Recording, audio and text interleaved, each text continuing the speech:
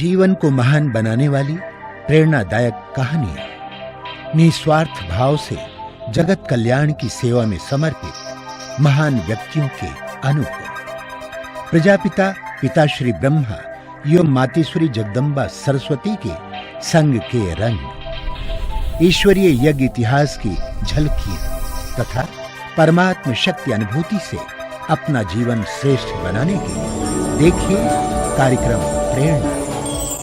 दीपक देता है रोशनी फैलाने की प्रेरणा, फलदायी वृक्ष देता है देने की प्रेरणा, मधुबन देता है महकते रहने की प्रेरणा, महान व्यक्ति देते हैं जीवन जीने की प्रेरणा।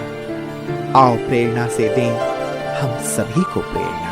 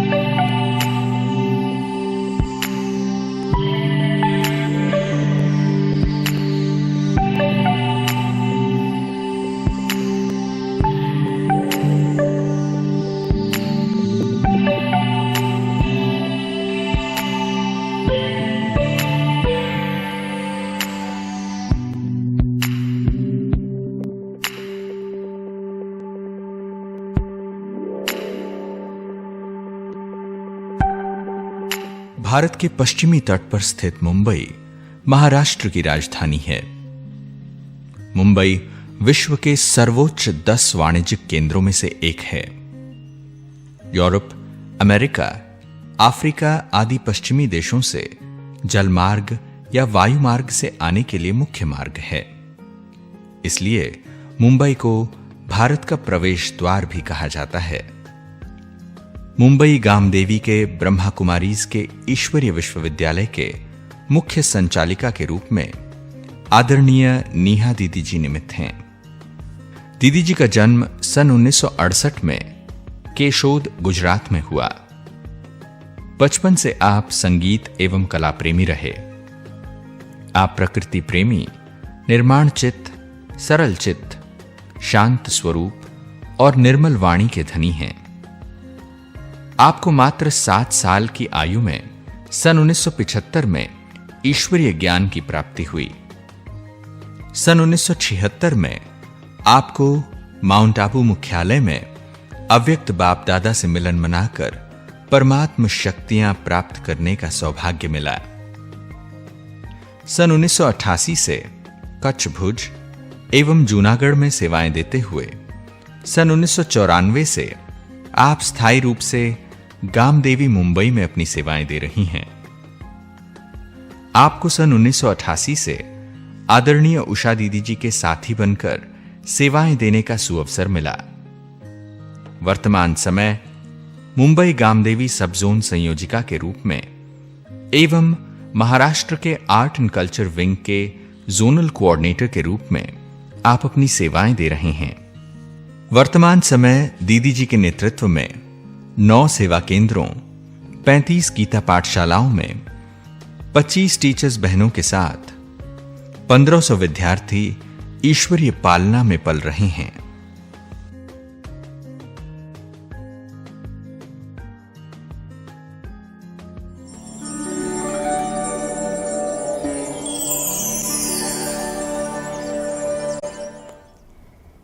बचपन से ही मुझे गाने का भी बहुत शौक था और उसके साथ साथ आध्यात्मिक प्रवृत्तियों का भी बहुत शौक था। मुझ आत्मा का ये विशेष सौभाग्य रहा कि बहुत ही कम उम्र में ही माता पिता को ये ईश्वरीय ज्ञान की प्राप्ति हुई।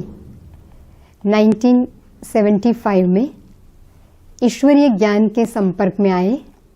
वेरावल में एक प्रदर्शनी का आयोजन हुआ था, तो माता पिता गए, उसको ज्ञान बहुत पसंद आया। तब से अलौकिक यात्रा शुरू हुई।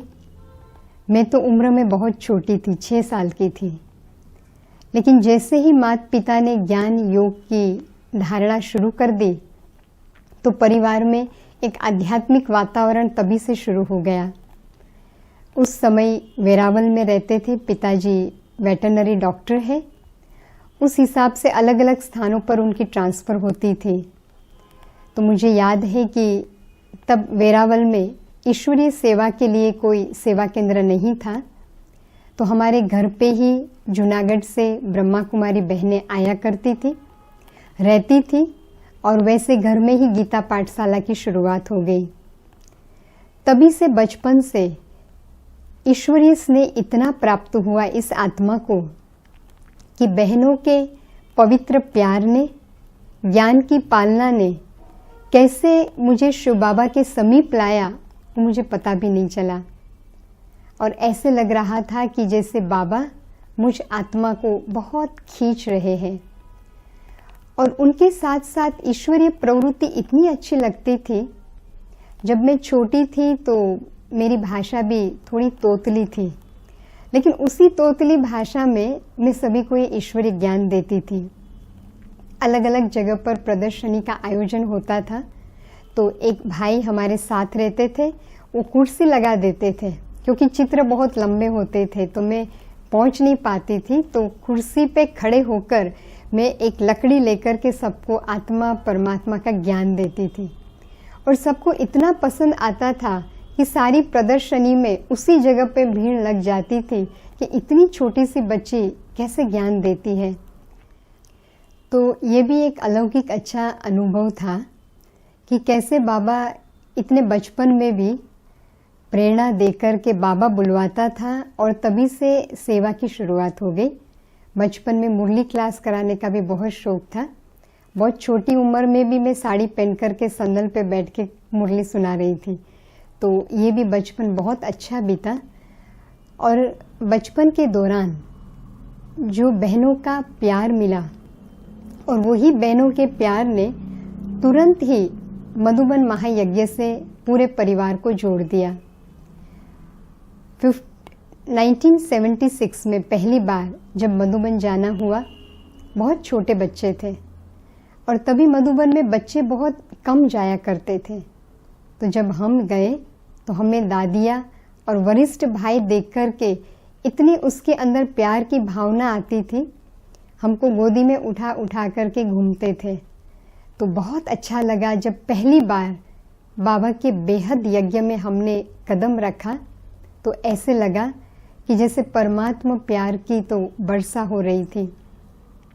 शिव बाबा की एक इतनी मदद थी कि बचपन से ही बोलने की कला बाबा ने जैसे वरदान के रूप में दे दी।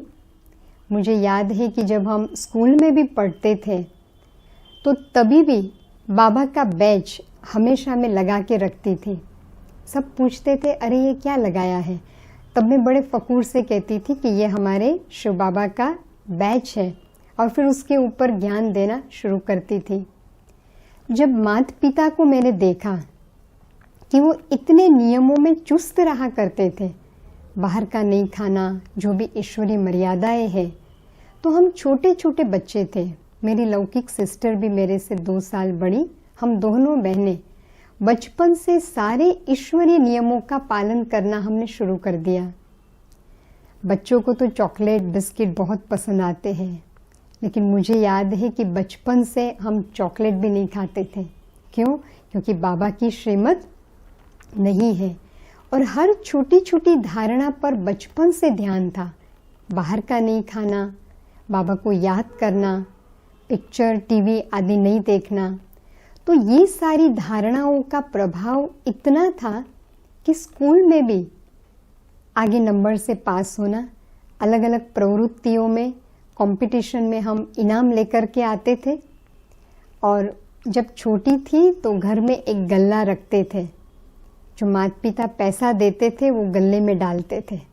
और फिर जब मधुबन जाना होता था तो गल्ला बड़े प्यार से हम दादी के हाथ में देते थे, क्योंकि तब बच्चों को बहुत पालना मिलती थी। मुझे याद आ रहा है कि एक कंपटीशन में मुझे प्राइज़ मिली, तो वो प्राइज़ लेकर के जब अव्यक्त बाप दादा से मैं मिलने गई, तब तो छोटे बच्चे के रूप में थी।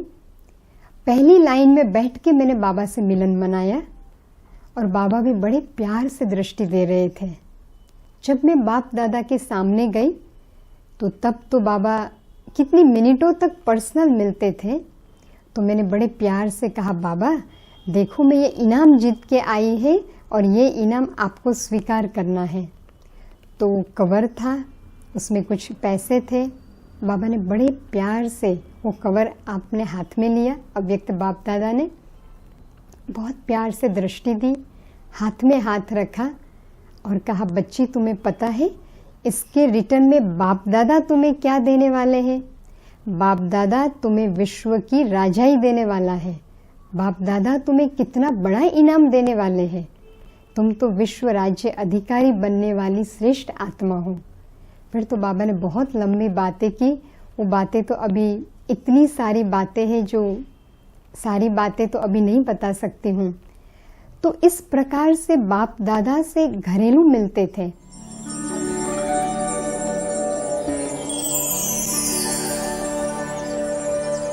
तो पढ़ना तो था ही, बचपन में डॉक्टर बनना था, लेकिन फिर ये सोचा कि डॉक्टर बनेंगे तो ईश्वरीय सेवा नहीं होगी, तो हमने साइंस में से आर्ट्स की लाइन ले ली। अब जब हम मधुबन गए तो दीदी बोलती थी, नहीं अभी आपको पढ़ाई छोड़ना है। तब मैंने और मेरी सिस्टर ने सोचा कि दीदी और माता पिता तो मानेंगे नहीं, अभी एक ही काम करते, हम डायरेक्ट बाप दादा से बात करते। अगर बाप दादा की परमिशन मिल गई तो फिर तो हमारा रास्ता क्लियर हो जाएगा। वो घड़ियाँ मुझे याद है, मैं और बीनाबेन दोनों अव्यक्त बाप दादा के सामने खड़े थे। तब तो बाबा से बहुत प्यार से हम बातें कर सकते थे। तो बाबा मुस्कुराए कि बच्ची कुछ कहना है क्या, सब ठीक ठाक है? तब हमने कहा, हाँ बाबा एक बात पूछनी है, क्या हम पढ़ाई आगे पढ़ सकते हैं? तो बाबा भी सोच में पड़ गए। बाबा ने कहा कि अब तो सेवा में जल्दी लगना है।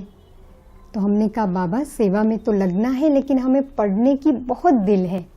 बड़ी बहन ने बहुत अच्छी तरह से बाबा से दलील की, साथ में मैं भी थी। तो बाबा ने कहा कि अच्छा पढ़ाई का बहुत शौक है आपको।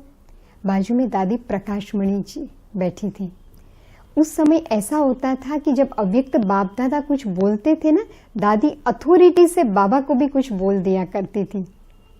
हमारी और बाबा की ऐसे बातचीत चलती थी। बाबा हमें अलग अलग रीति से टर्न करने की कोशिश करते थे कि बच्चियां मान जाए और सेवा में लगे। तो बाबा ने कहा कि क्या पढ़ाई पढ़ने के बाद तुरंत आप सेवा में लग जाएंगे? क्या लक्ष्य पक्का रहेगा कॉलेज में जाने के बाद? तब दादी जी बीच में बोली। दादी ने कहा, बाबा ये दोनों बच्चियों की गारंटी दादी लेती है, उसे आप कॉलेज पढ़ने की छुट्टी दे दो। ये दोनों बच्चियां पढ़ कर के सेवा में अवश्य लगेगी। ये सुनकर बाबा ने कहा, ठीक है बाबा आप दोनों को छुट्टी दे रहा है, लेकिन ध्यान रखना दोनों पढ़ाई का बैलेंस साथ साथ करना। जैसे पढ़ाई पूरी हो एक दिन भी वेस्ट नहीं करना, तुरंत बाबा की सेवा में लग जाना। टीचर तो सब बनते हैं लेकिन तुम्हें नंबर 1 टीचर बनना है। वो जैसे कि बाबा का वरदान मिल गया और जैसे ही मेरी पढ़ाई पूरी हुई, हमने रिजल्ट की भी वेट नहीं की, नेक्स्ट डे हम बाबा की सेवा में लग गए। तो ये दादियों का विश्वास था। मैंने अपने जीवन में बचपन से ये एक धारणा पक्की की थी कि बड़ों का विश्वास हमेशा जीतना है, और दूसरी धारणा सदा हाँ जी। हमेशा दीदी कोई बात बोलती थी, मैं कहती थी दीदी हाँ जी, क्योंकि मम्मा की बातें सुनी थी तो पता था कि मम्मा ने हाँ जी किया, नंबर 1 चली गई। तो यहीं से मेरी ईश्वरीय यात्रा शुरू हुई। कॉलेज पूरी हुई, तुरंत में मधुबन में आ गई। मधुबन में बीच बीच एक मास में सेवा करती थी, लेकिन उस समय मुझे याद है कंटिन्यू में 1.5 साल मधुबन में सेवा किया, अलग अलग डिपार्टमेंट में, लेकिन दादी की नज़रों में थी। लेकिन दीदी ने फिर दादी को कहा कि दादी अब तो हैंड मुझे चाहिए, तो दादी ने कहा ठीक है लेके जाओ। फिर मुझे भेज दिया भूज में, कच्छ भूज में। वहाँ मेरी अलौकिक ईश्वरीय जीवन की यात्रा शुरू हुई। 5 साल मैंने वहाँ ईश्वरीय सेवा की, लेकिन वो बहुत ही एक अच्छा तपस्या का मेरा काल था। शुरुआत की ईश्वरीय सेवा थी, छोटे छोटे गांव में हम जाते थे, और छोटे गांव में एक छोटा सा कमरा होता था। गांव में धूप भी इतनी होती है और पानी की भी व्यवस्था नहीं होती थी, और ऐसी जगह पे सेवा की शुरुआत हुई।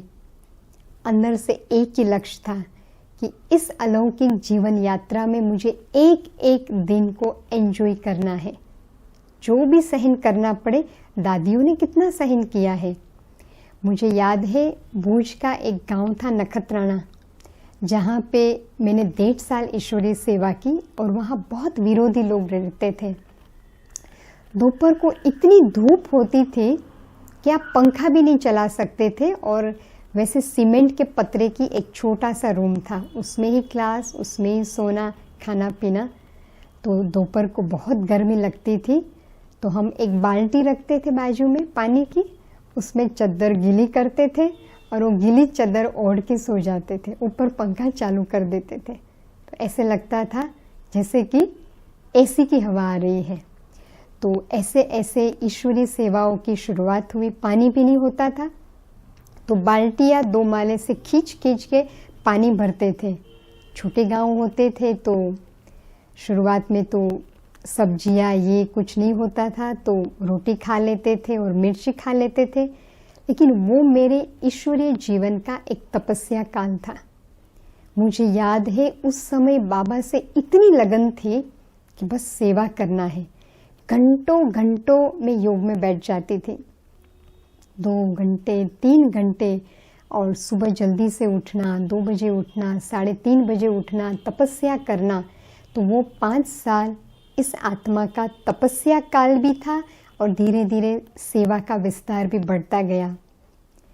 1994 में जब मधुबन में हमारा समर्पण समारोह हुआ, क्योंकि मधुबन की बहुत पालना ली थी बचपन से, तो मन में एक संकल्प था कि समर्पित होना है तो बाबा के बेहद घर में। और दादियों ने बड़े धाम धूम से ओम शांति भवन में दोनों बहनों का समर्पण समारोह रखा। तब ऐसा मैं सुनती थी कि जब मधुबन में समर्पण समारोह होता है ना, तो दादी का अधिकार लगता है, और दादी जहाँ भेजते वहाँ जाना पड़ता है। तो जब स्टेज पर हम सब दोनों बहनें बैठी थी, सारी दादियाँ थी, सभी दादियाँ स्टेज पर थी, वरिष्ठ भाई थे, माता पिता थे, सभी थे। तब दादी ने स्टेज पर बोला दीदी को कि ये दोनों में से एक कन्या को आपको दादी को देना होगा। और दीदी ने बड़े प्यार से छुट्टी दे दी, हाँ दादी मैं दोनों में से एक को आपको दे रही हूँ। दूसरे दिन सुबह दादी ने मुझे बुलाया और कहा, नेहा तुम्हें दादी अब गामदेवी भेजना चाहती है, आप जाएंगे? मैंने कहा जी दादी, आप जो कहेंगे वही मेरे लिए आज्ञा हो जाएगी। बस वहीं से गामदेवी सेंटर से मेरा कनेक्शन जुट गया।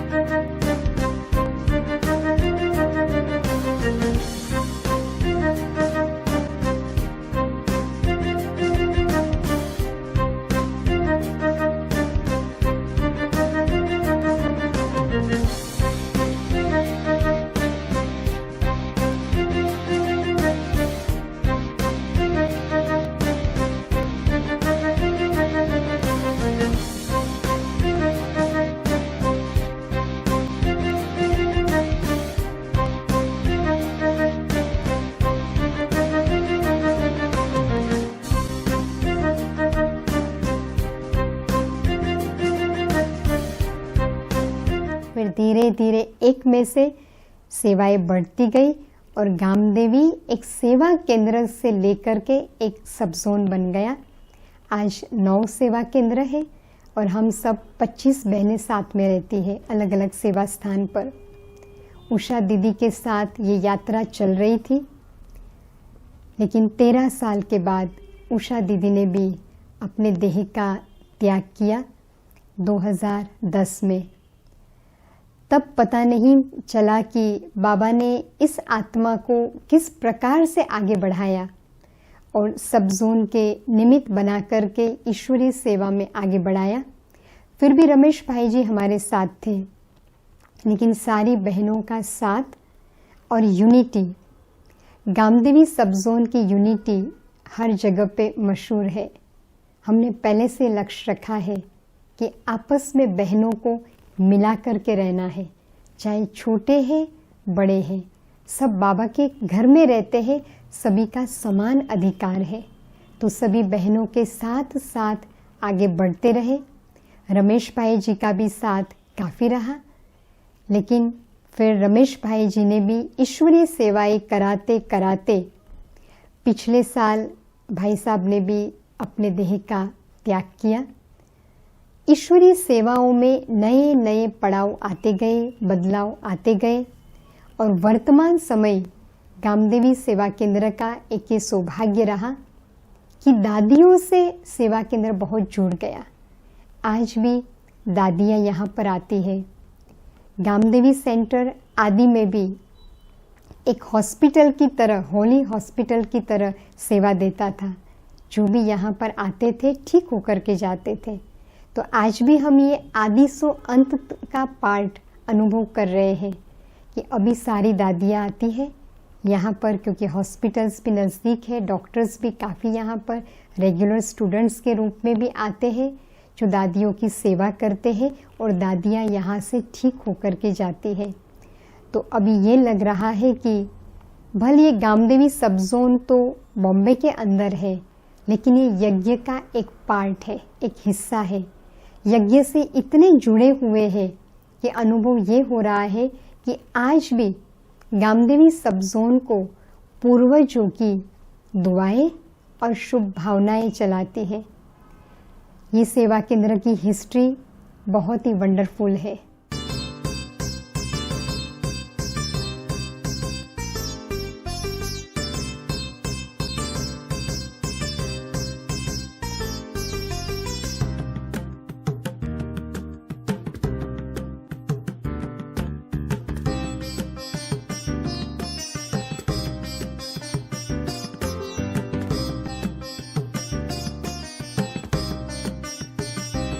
क्योंकि ये सेवा केंद्र की शुरुआत 1964 में दादी प्रकाश मणि जी के द्वारा हुई। ये यही स्थान है दारुमुल्क की भूमि जहाँ 64 में साकार बाबा आए और प्रकाश मणि दादी जी को यहाँ निमित्त बनाया। 64 से लेकर 69 तक दादी यहाँ पर सेवा करती थी। 69 में जनवरी मास में दादी यहाँ से ग्रुप लेकर के गई और बाबा ने वहीं उसको ठहरा दिया और कैसे अव्यक्त होकर दादी को पूरी जिम्मेवारी दे दी। ये हिस्ट्री हमें गामदेवी आने के बाद पता चला, लेकिन आज दिन तक, आज की घड़ियों तक मैं ये अनुभव करती हूँ कि गामदेवी सेवा केंद्र को साकार बाबा, प्रकाशमणि दादी, शिल दादी, हमारी हरदेवी दादी, हमारे रमेश भाई जी के माता जी शांता माता जो पिलर थे उस समय, अनिला बेन, उसके बाद उषा दीदी और भाई जी, ये सभी पूर्वजों की दुआओं से ये भूमि पर रहने वाले हम सभी सेवाओं में आगे बढ़ते जा रहे हैं और सब प्रकार की सेवाएं बहुत सरल रूप से बाबा कराते हैं। निर्विघ्न रीति से ये जीवन यात्रा चल रही है। मुझे हर पल ये अनुभव हो रहा है कि मैं नहीं चल रही हूँ, बाबा चला रहे हैं, दादियों की दुआएं चला रही है और एक हाजी के पार्ट ने कहाँ से कहाँ मुझ आत्मा को यहाँ इस स्थान पर पहुँचा दिया है और इस स्थान पर पहुँचने के बाद भी ऐसे लग रहा है कि बड़ों की दुआएं ही हमें आगे बढ़ाती है। तो जीवन में आगे बढ़ना है तो बाबा और बड़ों की दुआएं और अपनी धारणाएं, कोई भी परिस्थिति आती है तो और कोई देहधारी का हमें आधार लेने की आवश्यकता नहीं है। एक बाबा, जहाँ एक बाप दूसरा न कोई, ये पाठ पक्का होता है तो हमारे जीवन यात्रा की डोर बाबा के हाथ में रहती है। तो यही जीवन यात्रा का एक अद्भुत अनुभव है कि कैसे बचपन बीता बाबा के हाथ में, दादियों के हाथ में, बहुत सारा प्यार मिला और वही प्यार अब तक चला रहा है। तो अंदर से एक आवाज़ आ रहा है कि जो मुझ आत्मा ने पाया है उनका रिटर्न बाबा हम कैसे करें, हम जितनी सेवा करें, हम जितना औरों को बाबा का परिचय दें, आप समान बनाए, यही बाबा आपकी सेवा का रिटर्न है। बस दिल बार बार बाबा का, दादियों का और यज्ञ का शुक्रिया करता है। शुक्रिया बाबा, शुक्रिया। ओम शांति।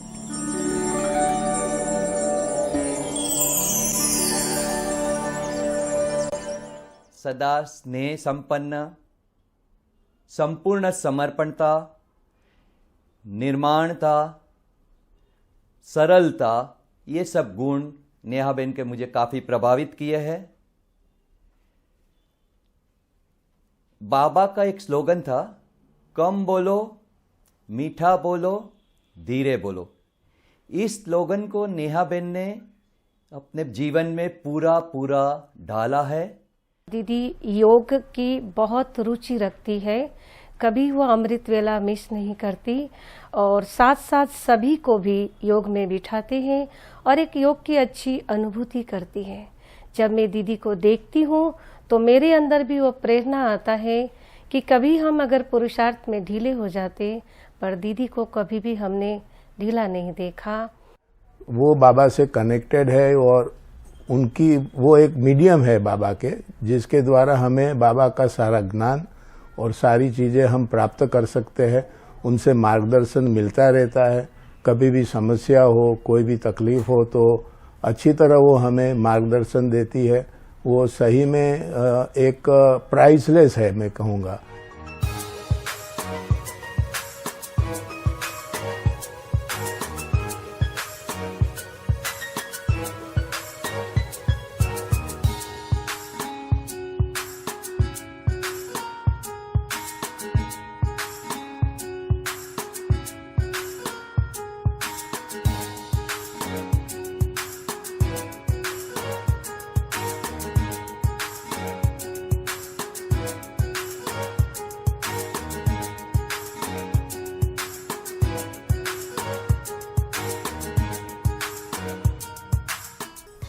दीदी को किसी को भी कोई बात सिखानी होती है तो दीदी सबसे पहले वो खुद के अंदर देखते हैं और फिर उसके बाद किसी दूसरे को वो बात सिखाते हैं।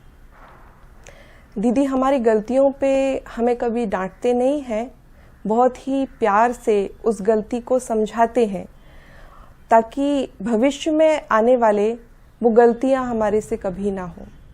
वो बड़ी शांत मृदु स्वभाव की, बात करते हुए भी ऊंचे आवाज में भी बात नहीं करती कभी भी। और उनको मैंने एक साल में कभी गुस्सा या टेंशन में नहीं देखा। उनकी जो सिंप्लिसिटी है, उनका जो शांत स्वभाव है, जो डिविनिटी है, वो इतने टच कर देते हैं, ऐसा लगता है कि दीदी को फॉलो करें।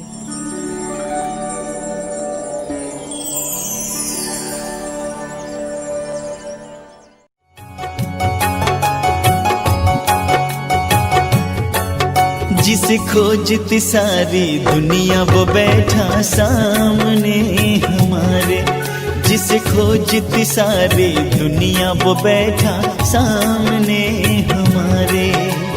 ज्ञान सूर्य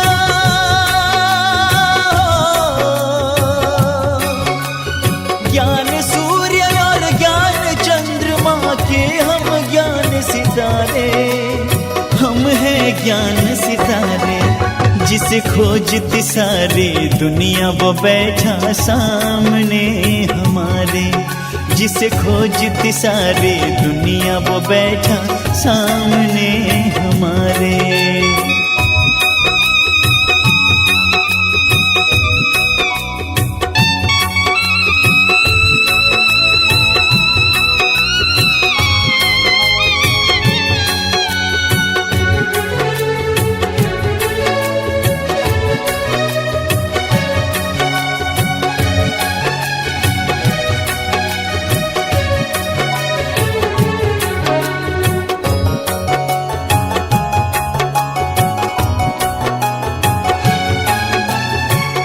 ज्ञान सूर्य और ज्ञान चंद्रमा लगा लगा कर विश्व के चक्कर,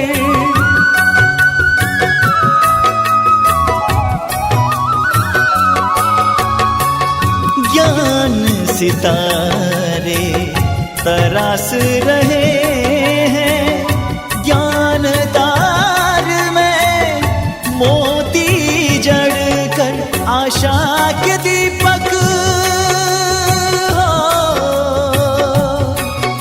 आशा के दीपक हम उनके वो निश दिन हमें निहारे, निश दिन हमें निहारे।